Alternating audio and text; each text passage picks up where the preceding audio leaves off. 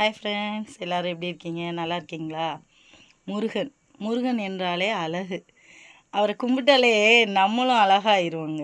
எப்படின்னா, டெய்லி அவரோட மந்திரங்களை சொல்லிக்கிட்டே இருக்கணும், மனசில் நினச்சிக்கிட்டே இருக்கணும். கெட்ட எண்ணங்கள் நம்ம மனசில் வரவே வராது ஒரு நாளும். ஏன்னா, அவர் அனுதினமும் யாரெல்லாம் நினைக்கிறாங்களோ அவர் சோதிப்பார். கண்டிப்பாக சோதனை செஞ்சால் தான் நம்ம கடவுளையே வந்து நினைப்போம். என்னப்பா நீ கல்லா இருக்கியா? ஏன் எனக்கு கஷ்டத்தை மட்டும் கொடுக்குறியே அப்படின்னு நான் கூட கேட்டிருக்கேன்.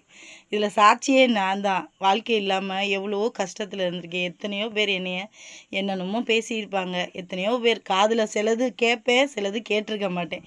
கேட்டவங்களுக்கும் சரி, கேட்காதவங்களுக்கும் சரி, என்னோடய வாழ்க்கை, நான் வாழ்கிற வாழ்க்கை உண்மையான வாழ்க்கை.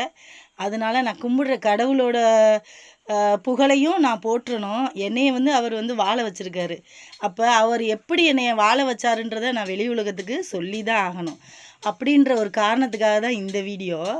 எத்தனையோ பேர் என்னென்னமோ பேசுகிறாங்க. அதை வந்து நம்ம எந்த நாளும் காதில் வாங்கவே கூடாது. வாங்கிக்கிட்டே இருந்தோம்னா நம்ம போகிற பாதையை நம்ம ஜெயிக்கவே முடியாது. நம்ம முருகன் எப்படி போரில் ஜெயிச்சு வெற்றியோடு வந்தாரோ, எதிரியை நம்ம காலடியில் வச்சுருக்காரு.